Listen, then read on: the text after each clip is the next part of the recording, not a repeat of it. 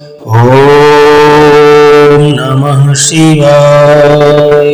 दोस्तों, आज जो कहानी हम आपको सुनाने जा रहे हैं, इसे सुनने के बाद आप किसी की बातों में नहीं फंसेंगे। आपके साथ कोई होशियारी और चालाकी नहीं कर पाएगा। दोस्तों, यह कहानी एक जाट और बनिया की है। कहानी बड़ी ही शिक्षाप्रद और महत्वपूर्ण होने वाली है।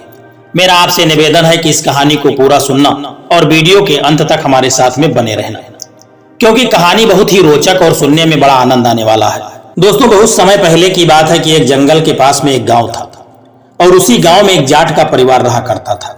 वह जाट जल्दी उठता और जंगल में जाकर के सूखी लकड़ियों को काटता और बैलगाड़ी में रख करके वहां से कुछ ही दूरी पर शहर में जाकर के उनको बेच आता था। यही उसके परिवार का नित्य का काम था। फिर एक दिन की बात है कि रोज की तरह जाट अपनी बैलगाड़ी को लेकर के जंगल में गया और वहां पर से कुछ सूखी लकड़ियों को काटा और बैलगाड़ी में रख करके उन लकड़ियों को बेचने के लिए चल दिया। चलते चलते जब जाट शहर में पहुंचा तो वहां पर उसकी मुलाकात एक बनिया से हो गई। उस बनिया ने पूछा कि तुम्हारी गाड़ी का क्या मोल है। उस जाट ने कहा कि एक ही मोल है, ज्यादा झकझक करने की कोई जरूरत नहीं है, मैं अपनी गाड़ी के पूरे 2000 रुपए लूंगा। उस बनिया ने कहा कि ठीक है, तुम्हारी जुबान मेरी सर आंखों पर। तुमने कहा कि 2000 रुपए लूंगा तो मैं तुम्हें गाड़ी के 2000 रुपए ही दूंगा। चलो अब गाड़ी को जल्दी से मेरी हवेली पर लेकर के चलो। यहां से हवेली जो है वह थोड़ी ही दूर पर है। जाट बनिया के साथ उसकी हवेली पर गया और वहां जाकर के अपनी गाड़ी को खाली कर दिया। फिर बनिया ने उसे राजी खुशी से 2000 रुपए पकड़ा दिए।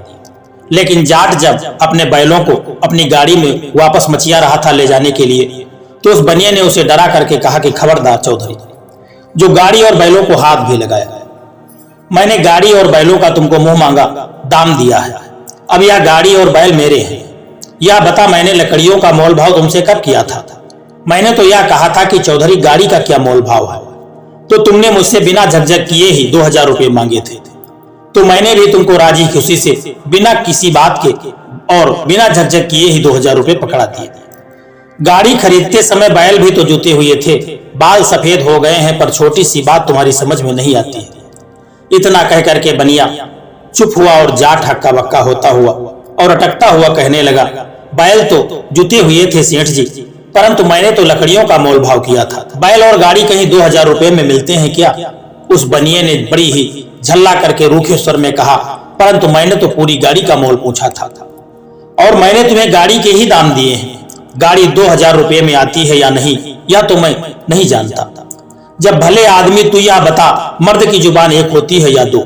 चुपचाप यहां से चलता बन, वरना यहां से धक्के खा करके जाएगा। मेरी हवेली में किसी तरह का झगड़ा झमेला किया तो ठीक नहीं होगा। बेचारे जाट को बनिए ने बातों के जाल में फंसा लिया था।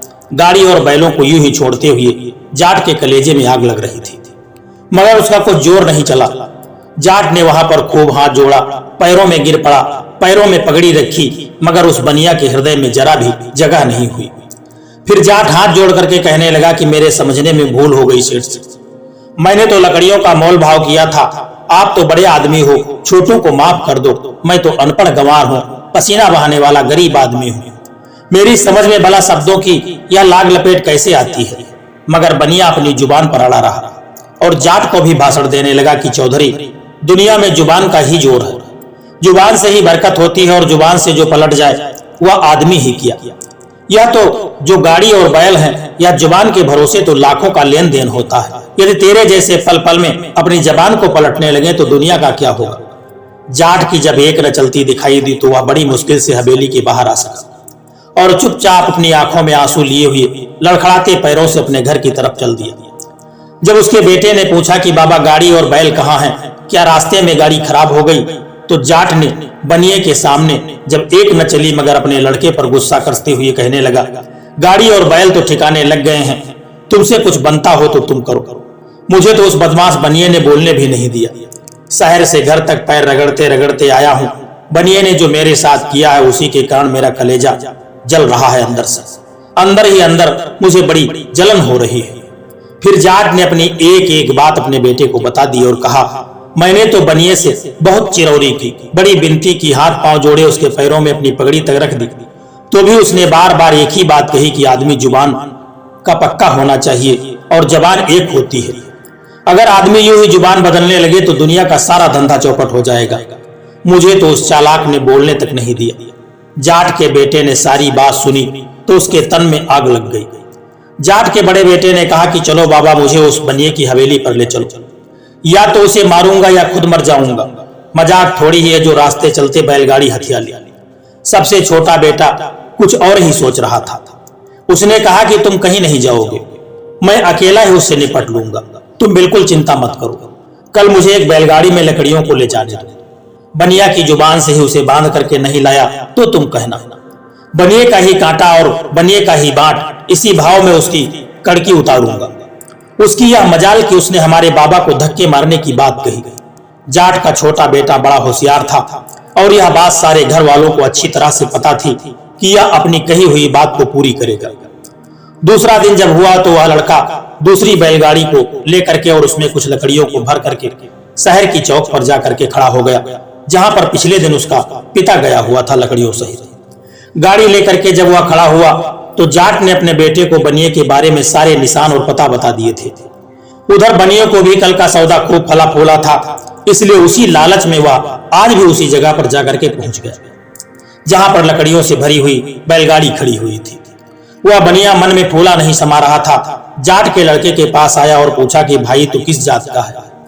बनिए का होलिया देखते ही जाट का लड़का तुरंत पहचान गया कि यह तो वही तिकड़मबाज सेठ है, और वह कहने लगा कि सेठ मैं तो जाट हूं। फिर बनिए ने अपनी आदत में पूछा कि क्या तेरी गाड़ी बिकाऊ है। लड़के ने कहा इसमें पूछने की क्या बात है, गाड़ी तो यहाँ बेचने के लिए ही लाया हूं। बनिए के तो बात पूरी रास लग पड़ी। उसने गाड़ी शब्द पर जोर देकर के पूछा कि तू एक ही बार में मोल भाव बता दे। सेठ कहने लगा गाड़ी का क्या लेगा, सौदेबाजी का काम मत करना। जाट के लड़के ने कहा कि सेठ जी फालतू की सौदेबाजी में रखा ही क्या है, आखिर आदमी को तो भी देखा जाता है। मैं भी एक ही मोल बता दूं कि इस गाड़ी के मैं 2 मुट्ठी पैसे लूंगा, सौदा जमता हो तो बता दो। बनिए ने जाट के लड़के की बात सुनी तो सोचने लगा कि यह लड़का तो कल वाले बाबा से भी बड़ा भोला है। मुट्ठी का क्या, मुट्ठी में तो 1 पैसा भी बंद करके ले आए और 2 पैसा भी बंद करके ले आए। आज तो बढ़िया गंवार फंसा है। फिर भी बनिए ने ऊपर के मन से कहा कि देख भाई, गाड़ी के दाम तो तूने बहुत मांग लिए, पर सवेरे सवेरे भगवान की बेला में कौन झगड़ा करे, मुझे सब मंजूर है। अब चलो मेरी हवेली पर इस गाड़ी को 2 मुट्ठी पैसे तेरे हुए। जाट के लड़के ने मन ही मन बड़ी ही प्रसन्नता के साथ सोचा कि बनिया आज तो खूब फंसा है। जीवन में लकड़ियां खरीदना न भुला दूं तो मैंने भी अपनी माँ का दूध नहीं पिया है। बनिया और जाट का लड़का हवेली पर पहुंचा तो बनिया कहने लगा कि बोहनी का समय है, पहले तेरे दाम दे दूं, इसके बाद फिर गाड़ी खोलना। यह कहते कहते बनिया हवेली के अंदर घुसा और दोनों मुट्ठियों में 1-1 पैसा बंद करके ले आया। फिर जाट के लड़के के सामने आकर के कहने लगा ले पहले यह दाम ले ले, खटर पटर बाद में करना। बनिया पैसा देने के लिए मुट्ठी खोलने ही वाला था कि जाट के लड़के ने लपक करके उसके हाथ पकड़ लिए और कमर में घुसी हुई धारदार कुल्हाड़ी निकाल ली और बोला सेठ जी पैसे मुट्ठी से नीचे मत गिराना, यह मुट्ठी में ही रहेंगे। आज ही कब्जे में आए हो, लकड़ियों के नाम पर बैल और गाड़ी भी अगर साथ बिकते हो तो पैसों के साथ तुम्हारी मुट्ठियां भी कटेंगी। इतना कह करके जाट के लड़के ने बनिया की कलाई पर कुल्हाड़ी को टिका दी। बनिया तो सूखे हुए पत्ते की तरह उसका व्यवहार देख करके थर थर कांपने लगा और चिल्लाने भी लगा और रोते हुए कहने लगा कि छोड़ दे चौधरी, मैं तेरी गाय हूं, कल वाली बैलगाड़ी भी अपने साथ ले जाना, मुझे क्या काम है। बैलगाड़ी से मैंने तो छोटा सा मजाक किया था। जाट के लड़के ने भी बनिए की कलाई मजबूती से पकड़ी और उसे मरोड़ता हुआ कहने लगा कल मेरे बाबा ने हाथ जोड़े, तेरे पैरों में पगड़ी तक रख दी, लेकिन तुम्हारा दिल नहीं पसीजा। अब तुम मर्द होकर के भी जुबान कैसे बदलते हो। मर्द की तो एक ही जुबान होती है और जुबान से जो लाखों का धंधा होता है। तुमने 2 मुट्ठी पैसे की जुबान की थी या नहीं, बोलो। अब सेठ ने फिर हाँ करने में ही अपनी भलाई समझी। फिर कहने लगा जुबान तो की थी मगर पैसों के साथ कलाई कटने का मुझे ध्यान नहीं था। अब तो तू जो कहेगा मैं वही करने के लिए तैयार हूं। मैं अपनी जबान हार चुका हूं, बस मेरी कलाई को छोड़ दो। जाट का बेटा बनिए की नकल करता हुआ कहने लगा तुम्हें क्यों ध्यान रहेगा, एक कमजोर आदमी की बैलगाड़ी छीनते समय तो तुम्हें पूरा ध्यान था। अगर आज तुम्हें छट्टी का दूध याद नहीं दिलाया तो मेरी जात पर जुती। इतना कहकर के जाट के लड़के ने फिर बनिया की कलाई पर कुल्हाड़ी की थोड़ी सी रगड़ मारी। शेठ तो बलि के बकरे की तरह कांपने लगा और कहने लगा, गाड़ी के ऊपर 2000 रुपये देता हूं, बस मेरी कलाई छोड़ दो। 2000 कल मैंने लिए थे, आज मैं 4000 देने के लिए तैयार हूं। बनिया की ऐसी हालत देख करके वह जाट का लड़का अंदर ही अंदर बड़ा प्रसन्न हुआ। फिर जाट का लड़का मस्करी करता हुआ कहने लगा, किस ताकत के जोर पर बेचारे भोले भाले गांव वालों से दगा करते हो। चलो अब मेरे पैरों में पगड़ी रख करके 7 बार नाक रगड़ो। बनिए ने सोचा, अगर हाथ सलामत बच जाए तो पैरों में पगड़ी रखने में क्या दिक्कत है। उस बनिए ने तुरंत ही पगड़ी जाट के लड़के के पैरों में रख दी और नाक रगड़ने लगा। फिर जाट का लड़का कहने लगा, आप चुपचाप 2000 रुपये ला करके दो अतिरिक्त और 2000 रुपये कल वाले। इस तरह से 4000 रुपये पूरे ला करके दो और कल वाली बैलगाड़ी भी हमारे हवाले कर दो, और अगर थोड़ी सी भी चालाकी की तो भीख मांगने के लायक भी नहीं छोड़ूंगा। बनिए के तो मुंह से जैसे गुड़ की डली रख दी हो, वह कुछ नहीं बोला, चुपचाप बैलगाड़ी और 4000 रुपये गिन करके खुद ही जाट के लड़के की जेब में डाल दिया। जाट का लड़का तो हंसता हुआ अपने गांव की तरफ निकल गया, मगर बनिए की समझ में आ गया कि उसका भी कोई गुरु हो सकता है। दोस्तों, यह वीडियो आपको कैसा लगा है, एक प्यारा सा कमेंट करके जरूर बताना, और यदि वीडियो आपको पसंद आया है तो इस वीडियो को लाइक शेयर करना और चैनल को सब्सक्राइब करने की भी कृपा कर देना। जय श्री कृष्णा, राधे राधे। दोस्तों, इस कहानी से हमको एक सीख मिलती है कि किसी की बातों को स्वीकार करने से पहले उसकी बातों को गूढ़ता से समझ लेना चाहिए कि आखिर वास्तव में यह व्यक्ति कहना क्या चाहता है। इसके बाद में ही उसकी बातों में फंसना चाहिए।